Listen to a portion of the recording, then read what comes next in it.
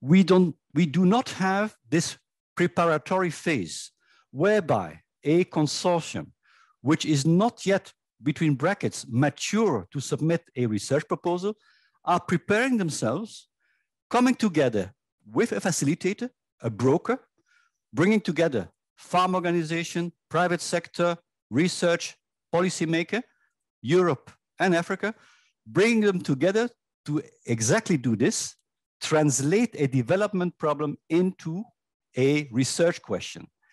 This is what we call increase the core preparedness. And today, such type of facility, which was covered under the Incentives Fund, is no more there. It is directly, basically, and I even would say the usual suspects who are well prepared, they do among themselves prepare for the proposal. And then when the call comes up, they will submit it. But we had a specific facility. So this is some recommendations toward the LEAP for FNSSA consortia. So on the one hand, take into account this report, which was published in 2016. You will find the reference and the link. And then make sure that also some assets which we had as PAEPARD, like this incentives fund, making sure we have the opportunity to create new consortia, that this is given a possibility. And the last word would be, sometimes I wonder whether donors are really willing to support innovation, because the donor practice is, we need reliable consortia. We find it difficult to go into a risky business, while we know very well that genuine innovation means risk-taking. You cannot predict where you will land. And luckily, we had some very good examples, like the one of Patrice Sewade, where we had the opportunity to indeed go very well beyond what we expected. And at one point, and again, a limitation for PAEPARD, the funding did not allow for equipment purchase. And this is regrettable because at one point, Patrice Sewade, with his artisanal soya consortium, wanted to move from artisanal to industrial. And I remember very well, some years ago, we had a very nice visit in a private company. It's also mentioned in the chat, where we realized that a Belgian beer brewery machinery producer could fit very well with his machineries to the Benin consortium needs of processing high quantity soya beans into soya milk in a semi-industrial fashion. But at the end, PAEPARD and FARA said, we cannot fund this type of investment, which is regrettable because this would have been the next phase. So these were my highlights for those 10 years of PAEPARD. And I'm sure it will lead to comments.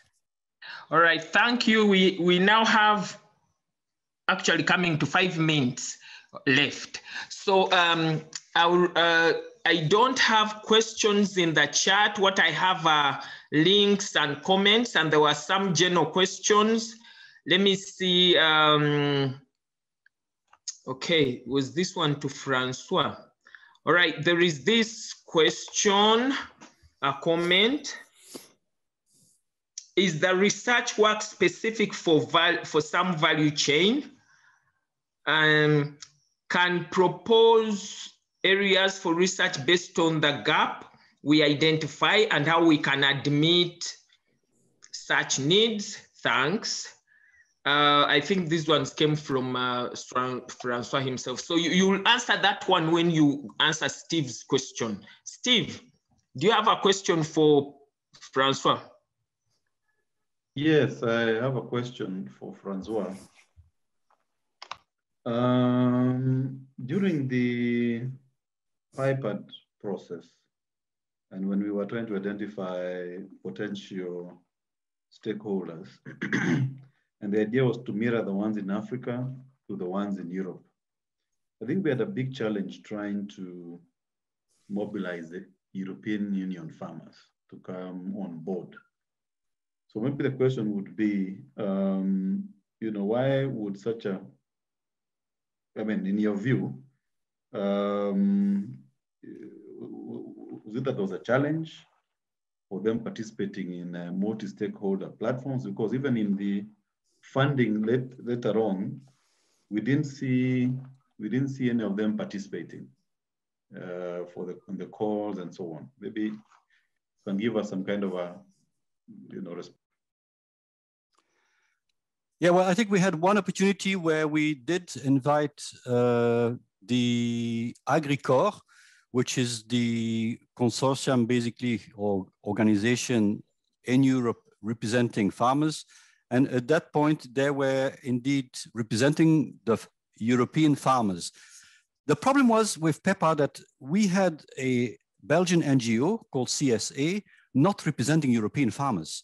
They were lobbying in the favor of the farmer organizations in the South. So that was an issue. You should also realize that the majority of European farmers are what I would say trapped into the profit-making economic logic, which does not allow them very much possibilities or level to maneuver with interacting with research. Basically, when you are at the end of the month to break even and make sure that you survive as a farmer in Europe, you cannot take too many risky adventures taking up with research to change things. Agroecology, for example, is now with the Green Deal in Europe a high priority. But you have to understand that to convert as a farmer from a traditional farming system using pesticides, etc., fertilizers, to an agroecological approach, you need at least a period of 5 years of transition. And during this period, where will this farmer who is going to create a niche product, bio products, where is he going to get his revenue? In addition, why did PAEPARD not engage much with European farmers? You have language problems. The majority of European farmers speak national languages, do not speak English or French. He may speak Finnish, he may speak Danish, he may speak German, he may speak Scottish. So he's not at all versed into this international arena of international agricultural research. So of course, then he is disconnecting as well. And I think even for FNSSA, trying to involve the European farmer in consortia is not going to be easy because anyway, he has never been to Africa. Agricore has such an exchange program. And the European farmers who received the budget to travel to Africa were very excited about this experience. The next step would be beyond farmers collaborating with one another is try to see how European farmers, African farmers together can attract a researcher to prioritize their research priorities. And by the way, DEFCO, called INTPA now, International Partnerships, is now finalizing with PAFO a proposal on farmer-led research, of which East African Farming Forum is part, as you know.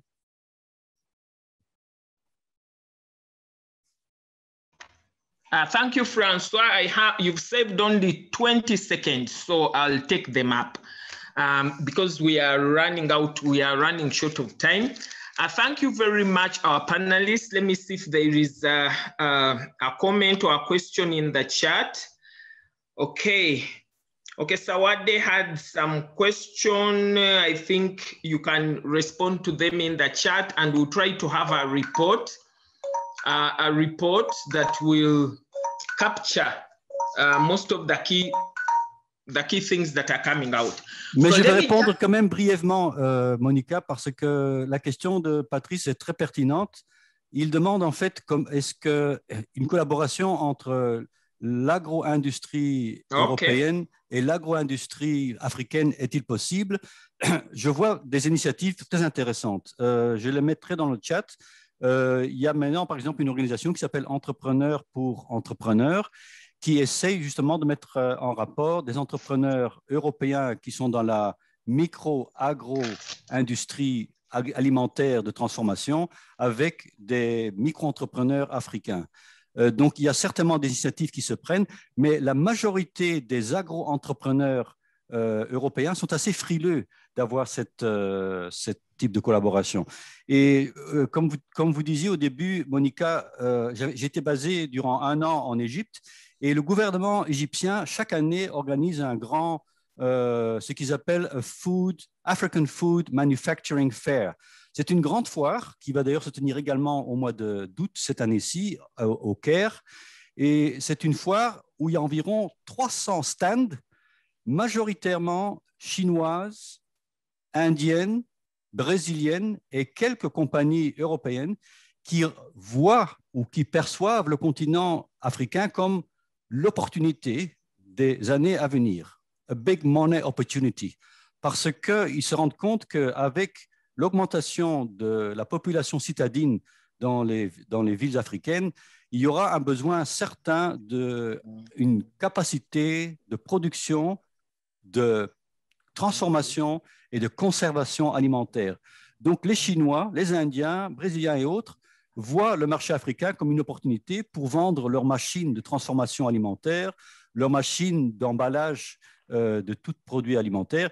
Et le grand souci est là, c'est qu'au lieu d'aller reconnaître en fait la valeur de ce qui est traditionnellement ce qu'on appelle l'African Food Heritage, d'essayer d'orienter la recherche vers justement les nécessités ou les besoins de recherche dans la transformation alimentaire, c'est de plutôt s'orienter vers ce que l'extérieur a comme seule solution pour une agro-industrie. Et c'est un débat qui n'est certainement pas terminé. En septembre, on aura le United Nations Food System Summit, et c'est un débat qui est très houleux.